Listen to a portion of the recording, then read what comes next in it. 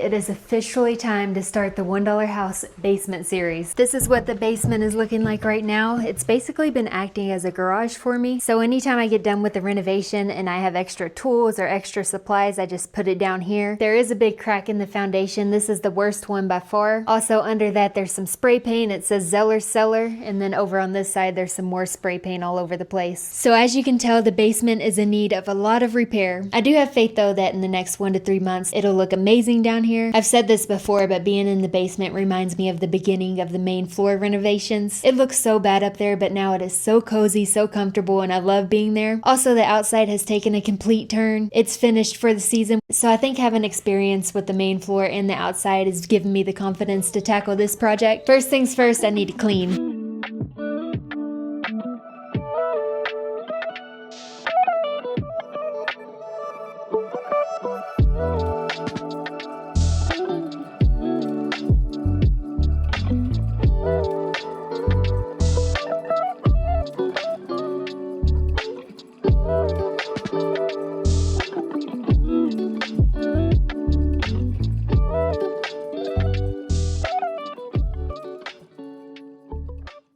This corner right here is going to be where I put all my storage, so I wanted to take everything out and give it a nice clean before I put everything back in that I'm keeping. I will be building a wall from here and then down this way so that I can shut it off and never have to look at the storage. But other than that, it's going to be a really open concept down here in the basement. As you can tell, there's a lot more stuff down here than what my storage area will allow. So my game plan is to put all the tools over here, and then I'll make a donation in a dump pile, which I'll take upstairs or outside if it's for the dump, just to get it all out of the basement area. And then after that, hopefully everything fits in the storage area and all of this is cleared out. I'm gonna put you all on a time lapse and I'll check in if anything interesting happens.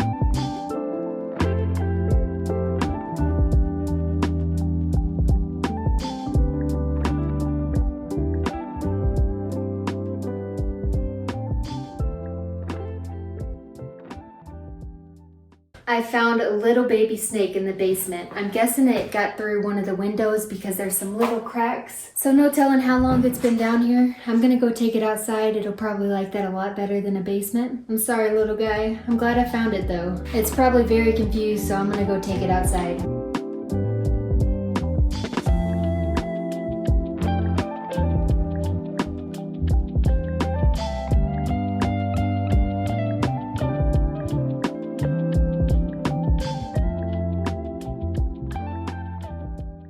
Oh, it feels so much better down here. There's so much room. I can walk around, do renovations now. It was very gross down here, but it makes sense because I haven't done anything really aside from put in new windows and take down the shelves that were in the middle. So it's been neglected for many years, but I'm very proud of the first day of TLC for the basement. I'm gonna call it quits for the night, go take a shower, and I'll see you all in the morning. So I like to start off my mornings with just liquids. It used to just be coffee, but now before anything else, I'm taking AG1. I found that switching to taking AG1 first thing in the morning has really given me a lot more energy throughout each day, and I feel like it's helped me with my gut health as well. So I've experienced a lot of benefits with them, and I'm very excited that they're the sponsor of this week's video. AG1 combines over 75 vitamins, minerals, probiotics, and whole food ingredients into one daily drink. Instead of juggling a multivitamin, probiotics, and greens separately, it streamlines everything into one scoop. And one thing I like is that AG1 is NSF certified for sport, so I know it's been tested for quality and safety. I usually stick to the original flavor because I love the way it tastes, but when I want to switch it up, I'll grab one of the travel packs and berry, citrus, or tropical. They're super convenient if I'm on the go. If you would like to try out AG1, you can scan the QR code on the screen or click the link in my description. With your first subscription, you'll get a free welcome kit, which includes a bottle of vitamin D3, K2, plus 5 travel packs, which is a $76 offer. Thank you so much, AG1, for sponsoring this video. Alright, on today's agenda, I'll be prepping the basement to paint the ceiling. There's a lot of old wires and light bulbs and things like that hanging up on the ceiling, so I need to take all of those off and also hammer in any nails that are sticking out. I'm going for a different vibe in the basement than the rest of the house. The rest of the house is very colorful, I just threw my personality in it. But for the basement, I'm wanting to go pretty modern, so I'm going to be painting the ceiling black. My dad's going to come over today and help me. He's going to bring his pickup truck, so I'll be putting some more stuff back there to get it a little bit more clean down here before I start painting. So you just want to start like on this front corner and just or front wall and work our way back? Yeah.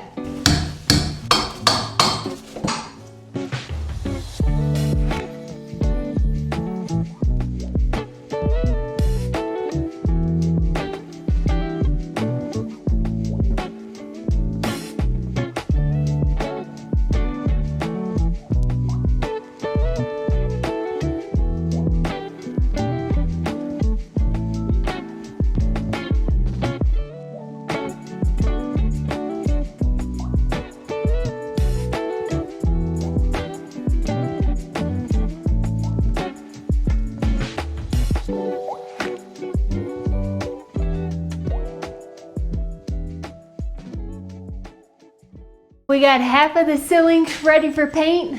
I need to get some wire clamps to put these up because I'll be painting the wires as well. There are a lot of posters up there. A lot of staples that we had to pull off from posters being up there. The age of the guy that had that bedroom down here, I could probably guess half the posters up here. Farrah Fawcett in a red bikini. You never seen that poster?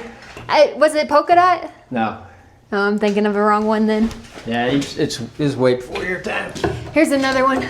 We are gonna have some that we forgot. I think we might have them all. You ready to move to the other section? Yep, let's do it.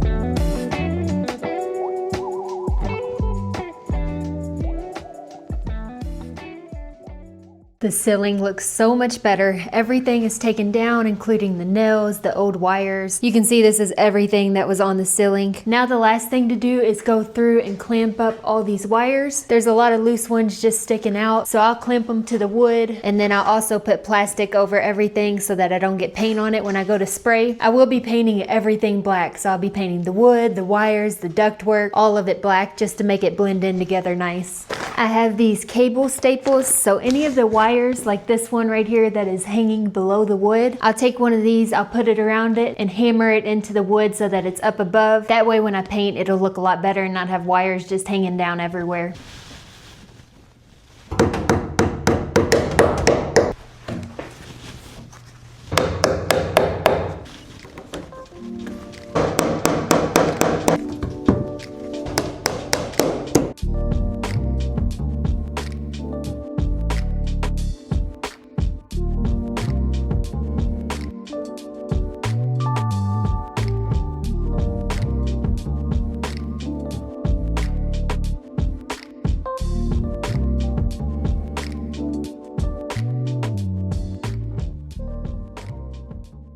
I forgot to do the windows, so now I'm having to crawl over all this and try not to mess it up. Made it more difficult for myself.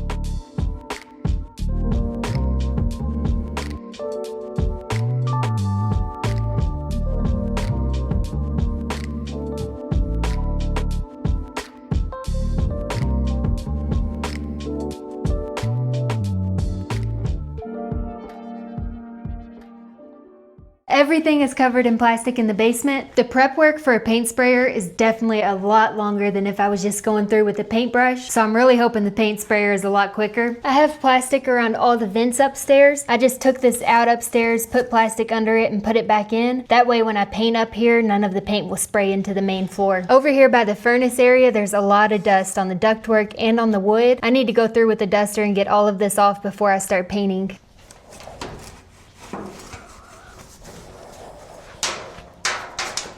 Look at all this, just from this little area.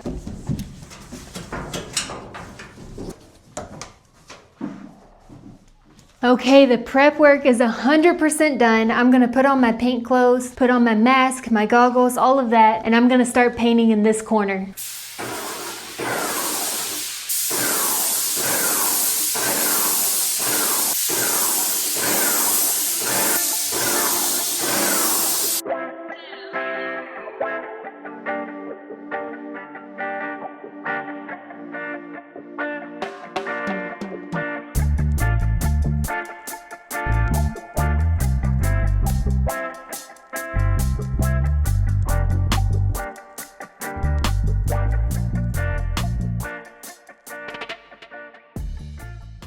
Oh my gosh, this is incredible. I already got 1/4 done of the first coat, so I'm gonna move along to this side now. I cannot believe how much better this is than using a paintbrush. I painted all of the main floor with a paintbrush and everyone commented how I should have used a paint sprayer, and wow, you all were so right.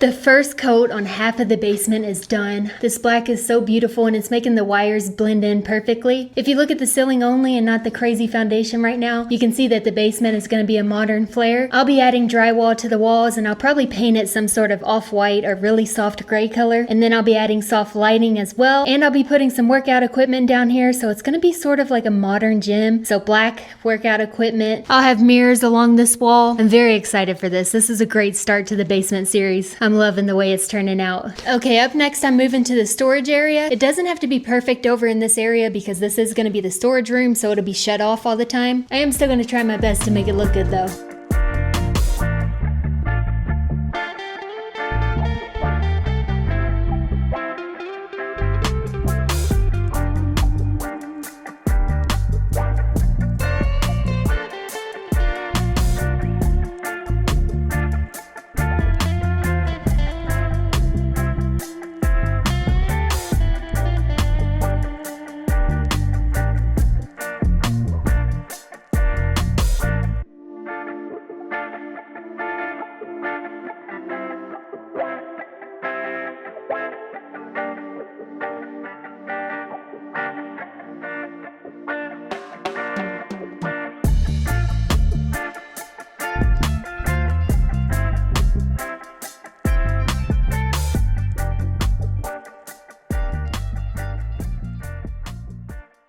It is the next day. There's 2 coats of black paint on this. The second coat was very messy. There's black all over the ground now and all over the plastic, but it looks so nice. I love the way the ductwork turned out. It looks so much better black compared to the silver that it was. I'm very pleasantly surprised with how this turned out. I was expecting it to look a lot worse even after the paint, but the black paint is so dark that it just blended in all the imperfections and the wires and all of that stuff, where when you look up, you don't see anything but black, so you can't really see the imperfections. Show you the wires up close. Look how good they blend in now to the ceiling. And some of the plumbing, which was white, is now this black color as well. And nice up close for you all. And then look at the ductwork up close. There isn't a flaw to be seen. Paint sprayers are really nice until you start getting to the cleanup or when you start the prep. But I would never be able to paint all this with a paintbrush in one day.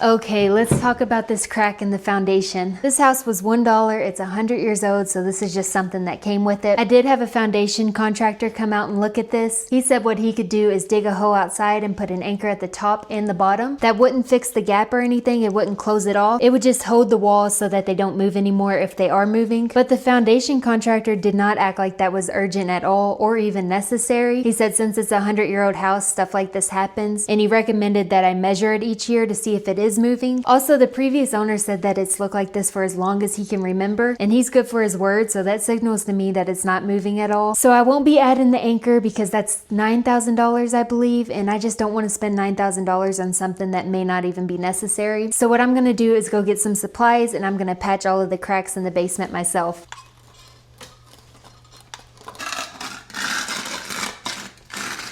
This isn't gonna look perfect, but I'm building walls that will cover all this up. So the purpose of this is just to get the gaps closed.